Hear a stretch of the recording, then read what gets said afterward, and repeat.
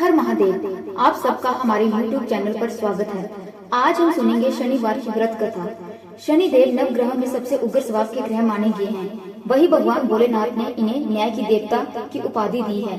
अगर हमारी कुंडली में शनिवारी हो तो जीवन भर उथल पुथल रहती है, लेकिन अगर शनिदेव जिस पर प्रसन्न हो जाए तो उसके भाग्य खुल जाते हैं। शनिदेव को प्रसन्न करने के लिए शनिवार को व्रत रखना चाहिए। जो लोग शनिवार का व्रत करते हैं उन्हें पूजा के समय शनिवार के व्रत की कथा करनी चाहिए। एक बार सभी 9 ग्रहों में सूर्य, चंद्र, मंगल, बुध, बृहस्पतिवार, शुक्र, शनि, राहु और केतु में बहस हो गई कि कौन सबसे बड़ा है। आपस में लड़ने के बाद वे सभी देवराज इंद्र के पास पहुँचे। इंद्र भी इस बात का निर्णय नहीं ले सके, परंतु उन्होंने सभी ग्रहों को सुझाव दिया कि आप सब विक्रमादित्य के पास जाएं। वे बहुत न्यायप्रिय राजा हैं, इस बात का फैसला कर सकते हैं क्योंकि वो बहुत ही न्यायप्रिय हैं। सभी ग्रह विक्रमादित्य के पास पहुँचे और सबने अपना कारण बताया। राजा उनकी समस्या सुनकर परेशान हो गए। अगर किसी को भी छोटा बताया तो सब क्रोध हो जाएंगे। राजा ने काफी सोच विचार करने के बाद उन्हें एक उपाय सूझा। उन्होंने स्वर्ण, रजत, कांस्य, पीतल, सीसा, रांगा, जस्ता, अबक और लोहा के 9 सिंहासन का निर्माण करवाया। उन्हें एक क्रम में रख दिया गया और फिर राजा ने सबसे निवेदन किया कि सब क्रम अनुसार आसन ग्रहण करें। राजा ने शर्त रखी कि जो सबसे अंतिम में सिंहासन पर बैठेगा वही सबसे छोटा माना जाएगा, जिसकी वजह से शनिदेव सबसे अंतिम आसन पर बैठे और सबसे छोटे कहलाए। उनका क्रोध में आकर शनिदेव ने सोचा कि ये राजा ने सब जानबूझकर करवाया है। कुपित होकर शनिदेव ने राजा से कहा कि सूर्य एक राशि में 1 महीना, चंद्रमा 2.25 महीना, 2 महीना, मंगल 1.5 महीना, बृहस्पति 13 महीना, बुध और शुक्र 1 महीना विचरण करते हैं, लेकिन मैं 2.5 से 7.5 साल तक रहता हूँ। मैंने बड़ों का विनाश किया है। श्री राम की 7.5 आने पर उन्हें जंगल जंगल भटकना पड़ा और रावण की आने पर लंका को बंदरों से हारना पड़ा।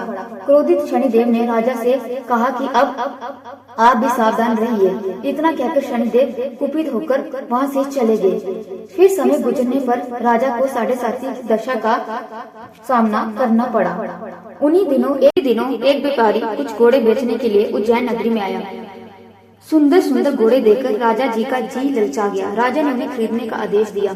घोड़ों में एक घोड़ा भ्रमर नाम का था। राजा उस पर चढ़कर देखने लगे। कुछ देर तक तो घोड़ा राजा को लिए वहीं घूमता रहा, लेकिन फिर सहसा भाग खड़ा हुआ।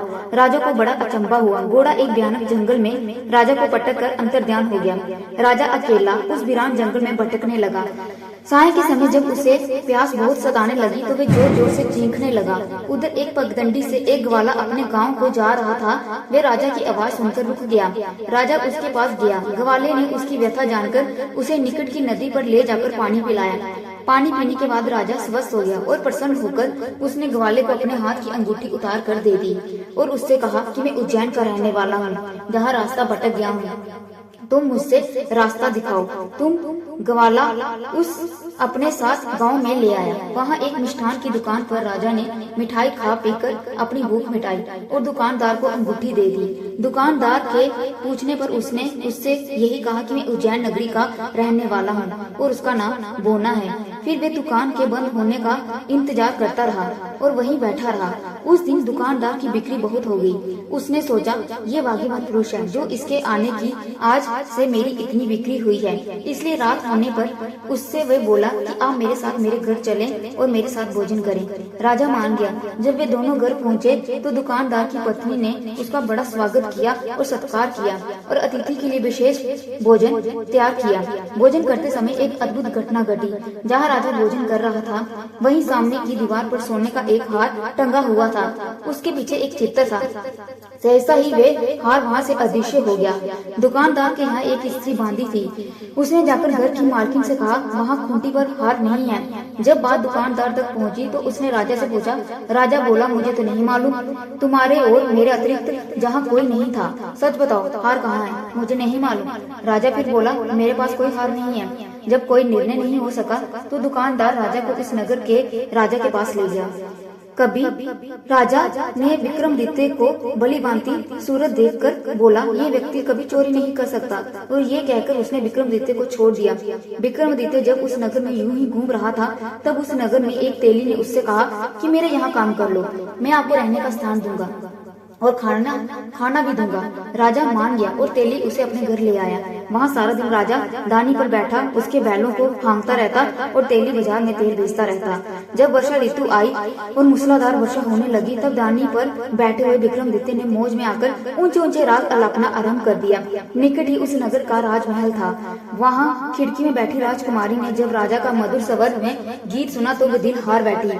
उसने अपनी बांदी को पता करने के लिए भेजा। बांदी वहाँ राजा को गाते हुए देखकर लौटी तो उसने राजकुमारी से बोला कि वहाँ पर तो कोई अति सुकुमार युवक बैठा मस्ती में आंखें बंद किए गा रहा है। राजकुमारी ने सुना तो उसे अनजल त्याग दिया। रात तक जब उसने कुछ नहीं खाया तो रानी ने आकर उसे समझाया, पर वे बोली कि वे तो उसे गाना वाली ही से शादी करेगी। रानी ने जाकर राजा से कहा कि राजकुमारी एक तेली पर मोहित हो गई है और उसे ब्याह करना चाहती है। राजा ने सुना तो बहुत क्रोध हो गया। उसने तेली के घर में विक्रमादित्य को बुलाया और उसके हाथ कटवाकर जंगल में फिकवा दिए। ये बात सुनकर राजकुमारी को बड़ा क्रोध आया और वे अपने दृढ़ निश्चय पर अटिक रही। बोली, मैंने तो अब उसी से शादी करनी है, वे चाहे कैसा भी हो। बेटी की हट देकर लाचार हो राजा ने दोबारा विक्रमादित्य को नगर में बुलाया और उससे राजकुमारी का मामूली ढंग से पानी ग्रहण कराया और एक साधारण मकान में दोनों को बसा दिया। वे दोनों वहीं रहने लगे। एक दिन जब विक्रमादित्य सोया था तो स्वप्न में से शनिदेव नजर आए। विक्रमादित्य ने उनके सामने नमस्कार किया और क्षमा याचना की। शनिदेव ने उन्हें आशीर्वाद दिया और बोले, अब तुम्हारी 7.5 खत्म हो चुकी है। राजा बोला, मुझसे जो गलती हुई उसके लिए मुझे क्षमा कर दीजिए। शनिदेव ने मुस्कुराकर उन्हें आशीर्वाद दिया और राजा के दोनों बाजू दोबारा आ गए। बाहें डालकर जब पत्नी सोई थी राजकुमार के साथ, सुबह राजकुमारी की आंख खुली तो उसने अपनी गर्दन में बाहें पड़ी देखकर वे चौंक उठी, लेकिन शीघ्र ही विक्रमादित्य ने जाकर उसको आश्रित किया। जब वहाँ के नगर राजा को ये बात मालूम हुई तो वे भागा आया और उस उपंग को देखकर फिर वे स्वस्थ चकित हो गया। उससे भी विक्रमादित्य ने यही कहा कि जब शनिदेव अपनी कृपा करते हैं, और विक्रमादित्य ने अपना वार्षिक परिचय भी उस राजा को दे दिया और सारा किस्सा विस्तार से सुनाया। सुनते ही राजा विक्रमादित्य के चरणों में गिर गया और क्षमा याचना करने लगा।